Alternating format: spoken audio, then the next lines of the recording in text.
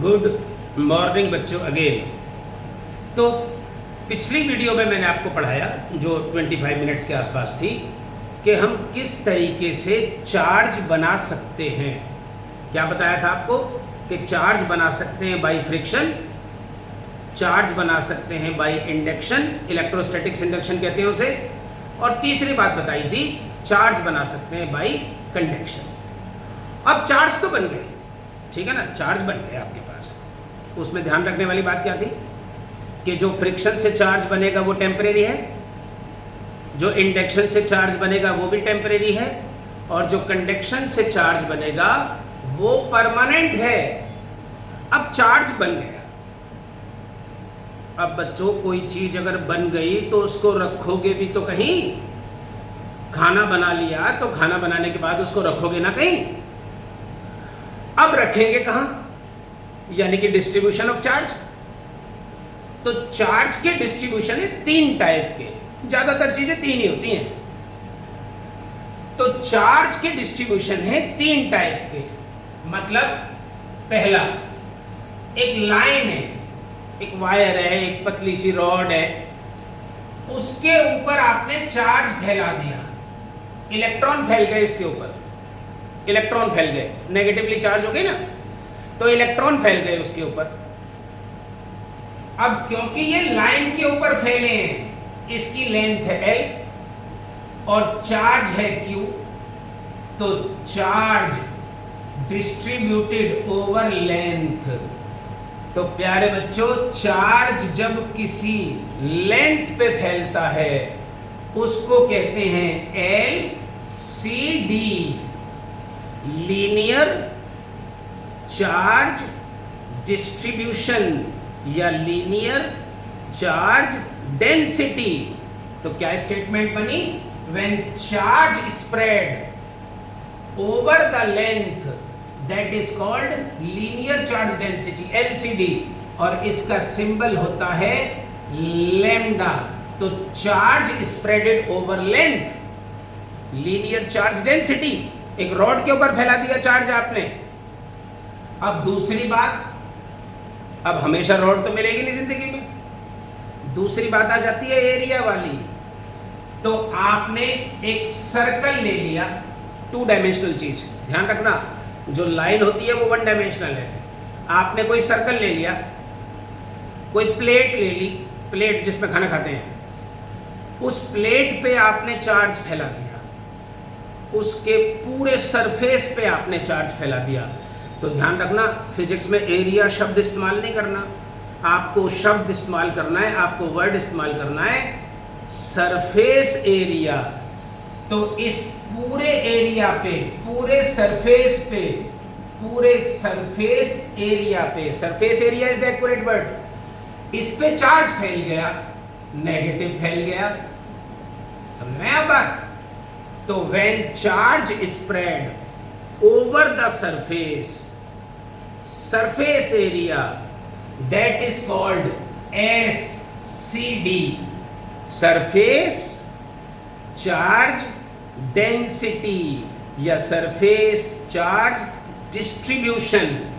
इसका सिंबल होता है सिग्मा, और फॉर्मूला तो आपको अपने आप दिमाग में आ जाना चाहिए कि चार्ज ओवर सरफेस एरिया। ध्यान रखना बच्चों, सिंबल A मत लिखना, सिंबल S लिखना, क्योंकि वर्ड एरिया नहीं होता, सरफेस एरिया वर्ड होता है, सरफेस एरिया।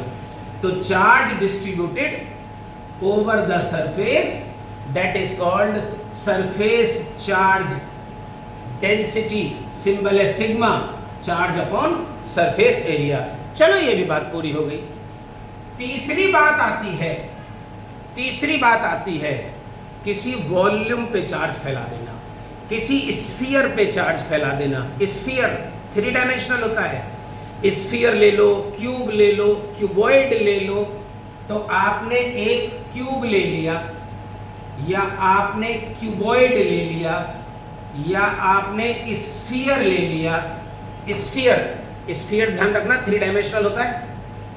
ये वॉल्यूम वाली चीजें हैं सारी, तो जब चार्ज किसी वॉल्यूम पे फैल जाता है, when charge spreaded over the volume, तो बच्चों चार्ज फैल गया ना, वॉल्यूम पे फैल गया ना, इसका सिंबल है रो और इसका नाम है VCD, volume charge density, volume charge density. तो बच्चों मैंने आपको 3 तरीके से डिस्ट्रीब्यूशन ऑफ चार्ज बता दिया। पहले चार्ज क्या होता है सुनना 1 मिनट के लिए। चैप्टर है इलेक्ट्रोस्टैटिक्स, यूनिट है। इलेक्ट्रो मतलब चार्ज, स्टैटिक्स मतलब rest. Charge at rest is called electrostatics. Charge किसने दिया? कूलॉम्ब ने। 2 टाइप का charge, negative positive, Benjamin Franklin. Negative क्या है? Excess of electron. पॉजिटिव क्या है? Deficient of electron. ठीक है जी। फिर मैंने आपको बताया था किसी बॉडी पे चार्ज कितना होता है, तो Q is equals to NE, quantization of जो चार्ज बताया है पिछले वीडियो में, तो क्वांटाइजेशन ऑफ चार्ज बता दिया, Q is equals to NE, आप पिछली वीडियो में चेक कर सकते हैं।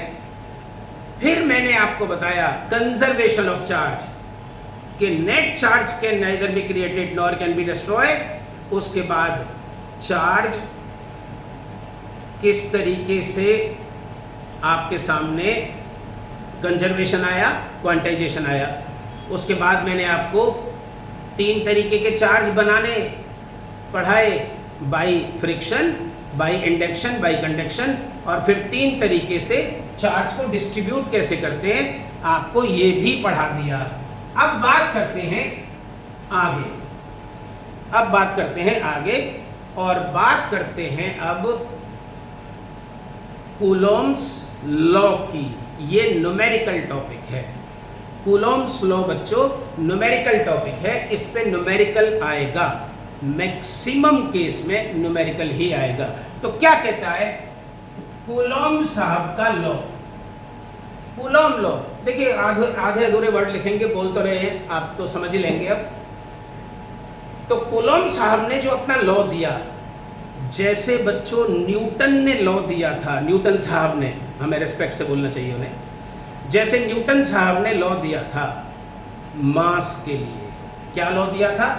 कि अगर 2 मासेस हैं m1 और m2, बीच की डिस्टेंस r है, मान लीजिए ये 2 स्फीयर हैं, तो इन दोनों के बीच में जो फोर्स होती है, याद है ना, G, m1 m2 और बीच की डिस्टेंस का स्क्वायर। इसमें एक बात ध्यान रखने वाली बात है, ये बात आप लोग भूल जाते हो, ये आपको पता नहीं होती कि ये जो डिस्टेंस होती है ना, ये r, ये सेंटर से सेंटर तक की डिस्टेंस होती है, सरफेस से सरफेस तक की डिस्टेंस नहीं होती है, ये सेंटर से सेंटर की डिस्टेंस होती है, इसलिए इसको सेंट्रल फोर्स भी कहते हैं। अगर ये बात नहीं पता तो बहुत गलत बात है फिर आपकी। अब ये तो न्यूटन साहब ने दिया था मास के लिए, कूलॉम साहब ने ऐसा ही लॉ दिया, और वो लॉ दिया चार्जेस के लिए। क्या कहा उन्होंने? Coulomb law. तो पहले पढ़ेंगे इसको इन वैक्यूम और एयर, वैक्यूम और एयर में पढ़ेंगे पहले, ठीक है ना। एयर और वैक्यूम को सेम लेके चलते हैं क्लास 12 तक। तो क्या कहा इन्होंने कि एक चार्ज ये रहा और दूसरा चार्ज ये रहा, और बीच की डिस्टेंस r है, ठीक है जी। r कहां से कहां तक है? सेंटर से सेंटर। अगर ये दोनों चार्ज पॉजिटिव है तो रिपल्शन हो जाएगी, एक पॉजिटिव है और एक नेगेटिव है तो अट्रैक्शन हो जाएगी। तो इनके बीच में जो फोर्स लग रही है F, वो डायरेक्टली प्रोपोर्शनल है magnitude of charge 1, magnitude of charge 2। Magnitude, ध्यान रखना, मैग्नीट्यूड वर्ड है, मैग्नीट्यूड ऑफ चार्ज। और एक बात और ध्यान रख लो, कूलॉम्स लॉ के अंदर ये दोनों चार्ज स्टेशनरी होने चाहिए, ये चलते हुए चार्ज नहीं हो सकते, क्योंकि electrostatics valid for stationary charges, बड़ी ध्यान रखने वाली बात है ये। तो product of magnitude of stationary point, जब आप डेफिनेशन लिखेंगे मैं प्रॉपर बता दूंगा। स्टेशनरी पॉइंट चार्ज वर्ड होता है बच्चों, स्टेशनरी पॉइंट चार्ज, क्योंकि मैंने बताया था ना कि चार्ज बहुत छोटे होते हैं, बहुत छोटे, माइक्रोकुलम, नैनोकुलम, पिकोकुलम, है ना। तो ये दोनों हैं स्टेशनरी पॉइंट चार्जेस। तो फोर्स, और फोर्स का नाम भी बच्चों यहाँ इलेक्ट्रिक फोर्स होता है, खाली फोर्स मत बोलो, इलेक्ट्रिक फोर्स या कूलॉम फोर्स बोलो फिर। तो directly proportional to product of magnitude of stationary point charges and inversely proportional to square of distance between them मतलब दोनों चार्जेस। तो ये कूलॉम्स लॉ बना। इसे एक साथ लिख देते हैं। जब इसे एक साथ लिख देंगे, ध्यान रखना मैं वैक्यूम पढ़ा रहा हूं, जब इसे एक साथ लिख देंगे तो F proportional to charge 1 charge 2 distance का स्क्वायर। तो जब प्रोपोर्शनलिटी सिंबल हटाएंगे तो कांस्टेंट लगाएंगे, और जो कांस्टेंट लगेगा वो K Q1 Q2 by R square. लेकिन अब ध्यान रखने वाली बात है कि आप इसको किसी भी हालत में K में मत छोड़ देना। K कुछ नहीं है यहाँ, K जो है वो इज इक्वल्स टू है 1/4 पाई एप्सिलॉन। क्या नाम है वर्ड का? एप्सिलॉन। क्या नाम है? एप्सिलॉन। और क्योंकि हम वैक्यूम के लिए पढ़ रहे हैं तो वैक्यूम के लिए लिख देते हैं बच्चों नॉट। ध्यान रखना, वैक्यूम के लिए नॉट लिखते हैं, और इसका पूरा नाम बन जाता है परमिटिविटी। इसको परमिटिविटी, एप्सिलॉन तो इस सिंबल का नाम है, एप्सिलॉन नॉट जो पूरा वर्ड बना इसको बोलेंगे permittivity of vacuum, permittivity of air, permittivity of free space भी बोलते हैं। तो चार्ज 1 चार्ज 2 डिस्टेंस का स्क्वायर, ये तो K की वैल्यू है ना, ये तो K की वैल्यू हो गई। क्या नाम है इसका? Permittivity of vacuum. तो कुल मिला के फोर्स क्या बन गई बच्चों वैक्यूम के अंदर? 1/4 pi epsilon not charge 1 charge 2 distance का स्क्वायर। लेकिन चार्ज शब्द नहीं है, स्टेशनरी पॉइंट चार्ज वर्ड है। ये बन गया कूलॉम्स लॉ इन वैक्यूम। मैं जरा इस परमिटिविटी का आपको मतलब समझा दूं। परमिटिविटी ऑफ वैक्यूम बच्चों, ये जो परमिटिव वर्ड है ना, ये परमिट से बना है। परमिशन। तो अगर ये चार्ज है, अगर क्या है, तो Q1 और Q2 और बीच में R है, तो बच्चों इसकी जो यहां फोर्स लग रही है, देखिए ये फोर्स यहां तक जा रही है ना, ये फोर्स यहां तक आ रही है। तो रास्ते में कौन है? रास्ते में एयर है ना, रास्ते में वैक्यूम है ना, तो एयर तो क्रॉस करके जा रही है ना।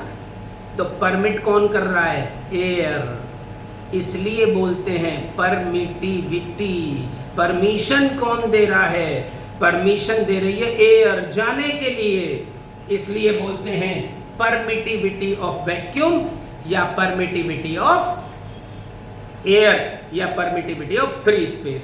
तो ये तो बन गया आपका कूलॉम्स लॉ इन वैक्यूम। जरा सुनना, इस एप्सिलॉन नॉट की जो वैल्यू है, ये एग्जाम में लिखी नहीं मिलती, ये 8.854 10⁻⁻12 होती है, और 1/4 पाई एप्सिलॉन नॉट इसकी वैल्यू कांस्टेंट है, याद करने की जरूरत नहीं है। इस पूरे की वैल्यू है 9 × 10⁹। देखिए फिक्स वैल्यू है, क्योंकि वैक्यूम तो फिक्स है। तो कुल मिला के कूलॉम लॉ क्या बन गया? अब सोच के देखना, कुल मिला के कूलॉम्स लॉ वैक्यूम में बन गया 1/4 pi epsilon naught Q1 Q2 by are square, और इसकी वैल्यू क्या हो गई 9 इंटू 10 की power 9 Q1 Q2 by are square. अब आई बात समझ में? तो ये तो है कूलॉम्स लॉ वैक्यूम के अंदर, लेकिन मैं अभी इसका मैग्नीट्यूड पढ़ा रहा हूं, अभी वेक्टर पढ़ाऊंगा जब डायरेक्शन बताऊंगा। तो ये तो बन गया कूलॉम्स लॉ इन वैक्यूम। आप कहेंगे कि अच्छा वैक्यूम में तो क्या कोई मीडियम भी हो सकता है? बिल्कुल हो सकता है। कूलॉम्स लॉ मीडियम में भी हो सकता है। जैसे दो चार्ज Q1 और Q2 r डिस्टेंस है, और बच्चों यहां पानी भर दिया, तो स्विमिंग पूल में दो चार्ज रखे हुए हैं, तो दोनों चार्ज फोर्स लगाएंगे ना एक दूसरे पे। मान लीजिए पानी नहीं है, ग्लास भर दिया, यहां कांच भर दिया, कोई मेटल भर दिया, एल्युमिनियम भर दिया, कॉपर भर दिया, लकड़ी भर दी, वुड भर दी, तो कूलॉम्स लॉ अब ये हो जाएगा मीडियम में। तो प्यारे बच्चों कूलॉम्स लॉ मीडियम में क्या हो जाएगा? मीडियम में 1/4 पाई एप्सिलॉन। ध्यान रखना एप्सिलॉन वर्ड है, अब नॉट नहीं है। अब नॉट नहीं है, नॉट वैक्यूम में होता है, अब खाली एप्सिलॉन है Q1 Q2 by are square. This is Coulomb's law in medium. Simple सी तो बात है, वैक्यूम में एप्सिलॉन नॉट होता है और मीडियम में एप्सिलॉन होता है। कूलॉम्स लॉ इन मीडियम आपको पढ़ाऊंगा इससे अगली वीडियो।